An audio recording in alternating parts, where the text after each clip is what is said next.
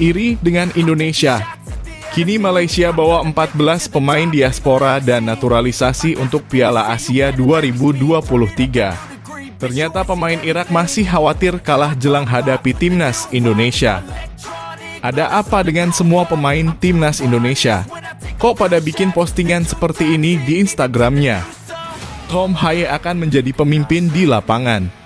Siapa sebenarnya Tom Haye di klubnya? Shin Tae-yong tetap puas meskipun timnas Indonesia kalah lagi dari Libya. Sebelum lanjut ke beritanya, bantu Mimin Yuk agar channel ini berkembang. Jangan lupa untuk subscribe, like, komen, dan share sebanyak-banyaknya agar Mimin semangat memberitakan kabar terbaru tentang timnas Indonesia. Iri dengan Indonesia. Kini Malaysia bawa 14 pemain diaspora dan naturalisasi untuk Piala Asia 2023. Malaysia resmi mengumumkan skuad mereka untuk Piala Asia 2023. Menariknya, terdapat 14 pemain yang merupakan sosok diaspora alias keturunan dan naturalisasi. Timnas Malaysia mengungguli jumlah pemain naturalisasi dan keturunan milik timnas Indonesia. Pada Piala Asia 2023, timnas Indonesia memanggil 7 pemain naturalisasi dan 1 keturunan. Salah satu penyebab Malaysia melakukan hal itu karena melihat perkembangan timnas Indonesia yang kini semakin baik. Timnas Indonesia menjadi sorotan di ASEAN, karena timnas Indonesia mampu memanggil pemain yang sangat berkualitas yang bermain di Eropa. Bahkan timnas Indonesia tak main-main soal pemanggilan pemain Eropa yang nilai pasarnya cukup mahal. Tak ragu dan tak banyak pikir tentang seberapa mahalnya pemain itu asalkan dia bisa memberikan yang terbaik untuk timnas Indonesia. Adapun punya Malaysia terdiri dari 9 pemain keturunan dan 5 naturalisasi. Pelatih Kim Pen-gol sepertinya terpaksa melakukan skenario itu. Penggunaan pemain naturalisasi hingga keturunan dilakukan timnas Malaysia untuk bersaing di Piala Asia 2023. Skuad berjulukan Harimau Malaya itu tergabung di grup E bersama Korea Selatan, Bahrain, dan Yordania. Ternyata pemain Irak masih khawatir kalah jelang hadapi timnas Indonesia. Begini pernyataannya. Sekelas pemain Irak enggan remehkan kekuatan timnas Indonesia meski baru kalah telak di uji coba. Bek timnas Irak Hussein Ali enggan meremehkan lawan-lawan timnya di grup D Piala Asia 2023 termasuk timnas Indonesia. Hussein Ali menyampaikan perkataan tersebut tak lama setelah timnas Indonesia dibantai Libya dalam laga uji coba kemarin. Meski calon lawan timnya itu terseok-seok dalam laga uji coba, Hussein Ali yang kini bermain untuk klub Belanda SC Heerenveen itu tidak ingin meremehkan timnas Indonesia. Menurutnya, 3 tim yang tergabung dalam grup D Piala Asia sama-sama memiliki kemampuan untuk menyulitkan timnas Irak. Grup D sangat kuat, hal itu terutama tim Jepang yang tampil kuat untuk menjuarai Piala Asia dan hasil terkininya adalah bukti terbaiknya. Tim Vietnam dan timnas Indonesia juga sudah banyak berkembang, kata Hussein Ali dikutip dari winwin.com. Irak akan menjadi lawan perdana timnas Indonesia di grup D. Pertandingan dijadwalkan berlangsung di Ahmad bin Ali Stadium pada 15 Januari mendatang. Ayo Garuda kasih yang terbaik untuk masyarakat Indonesia. Ada apa dengan semua pemain timnas Indonesia? Kok pada bikin postingan seperti ini di Instagramnya? Beredar di sosial media tentang hujatan netizen kepada para pemain timnas Indonesia kini memuncak. Kompaknya pemain timnas Indonesia minta netizen stop bandingkan antara pemain lokal dan keturunan di tengah persiapan timnas Indonesia menuju Piala Asia 2023. Saat ini masih ada pro kontra di kalangan pecinta sepak bola tanah air, terutama mengenai isu pemain lokal dan keturunan.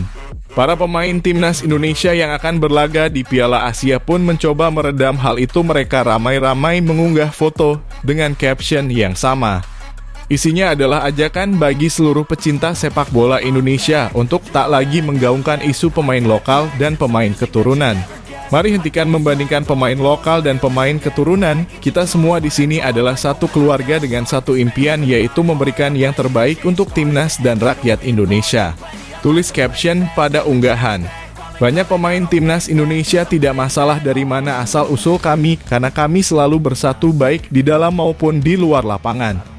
Saat tim kami mengalami kekalahan, kita semua merasakannya, dan saat tim menang itulah kemenangan bagi kita semua. Para pemain juga mengungkapkan bagaimana bangganya bisa mengenakan jersei kebanggaan Timnas Indonesia. Sebagai pemain, mengenakan jersei merah putih bukan hanya kebanggaan, tetapi juga suatu kehormatan bagi kami. Mari bersama-sama dukung dan support kami dengan penuh semangat di Piala Asia, tegasnya. Ayo skuad Garuda, ayo Garuda Merah Putih, kami selalu mendukungmu. Berikan yang terbaik untuk masyarakat Indonesia. Tom Haye akan menjadi pemimpin di lapangan. Siapa sebenarnya Tom Haye di klubnya? Tom Haye diprediksi bakal jadi kapten Timnas Indonesia mendatang. Tom Haye bersama Timnas Indonesia diprediksi bakal gemilang.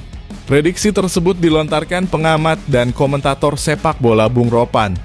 Menurutnya, Tom Haye memiliki kualitas kepemimpinan yang sangat menonjol. Jika berbicara, ia merupakan seorang leader. Sebagai seorang pemimpin, bukan tidak mungkin Tom Haye menjadi pemain nasional kita, ia bisa jadi kapten kesebelasan. Menurut Bung Ropan, ada sejumlah hal yang membuat Tom Haye cocok didapuk sebagai kapten Timnas Indonesia. Hal tersebut ditunjukkan Tom Haye setelah makan malam dengan Ketua Umum PSSI, Erick Thohir beberapa waktu lalu. Waktu itu Pak Erick mengatakan luar biasa bahwa Tom Haye merupakan sosok pemimpin yang baik di lapangan dan kita butuh pemain sepertinya. Ia juga punya komitmen yang kuat untuk Indonesia. Pak Erick senang soal komitmen Tom Haye. Tak hanya hal-hal non-teknis, Tom Haye juga disebut memiliki kemampuan teknis. Mumpuni kemampuan ini juga bakal menjadikannya sosok kapten tim yang kompetitif bagi skuad Garuda. Shin Tae-yong tetap puas meskipun Timnas Indonesia kalah lagi dari Libya. Kemarin merupakan kekalahan telak dari Libya. Sudah 2 bermain dengan Libya, tapi Indonesia tetap mengalami kekalahan telak. Kekalahan Timnas Indonesia pada laga uji coba lawan Timnas Libya Jumat Januari 1, 2024 malam waktu Indonesia Barat. Meskipun kalah, pelatih Shin Tae-yong mengaku cukup puas dengan performa anak asuhnya. Pada laga yang dimainkan di Stadion Mardan, Indonesia kalah dengan skor 1-2 dari Libya. Sempat unggul lewat gol Yakob Sayuri, Indonesia kebobolan dari aksi Osama El Sarami dan Ahmed Ekrawa. Meskipun tetap kalah, permainan Timnas Indonesia menunjukkan progres yang cukup signifikan. Hal tersebut membuat Shin Tae-yong merasa puas lihat performa pemain. Jika dibanding pada pertemuan pertama, apa yang ditampilkan Indonesia saat kalah 1-2 dari Libya bisa dibilang bagus. Indonesia mampu bertahan lebih solid dan walau belum optimal ketika berada di kotak penalti lawan. Para pemain sudah bekerja keras di luar skornya. Saya lumayan puas dengan performa para pemain pada pertandingan hari ini lawan Libya, ucap Shin Tae-yong. Secara fisik, Indonesia terlihat belum cukup optimal. Penampilan beberapa pemain menurun setelah menit 70-an. Semoga performa Indonesia bisa stabil di Piala Asia 2023 Qatar. Bagaimana pendapat kalian tentang berita ini? Silakan tulis di kolom komentar di bawah ini.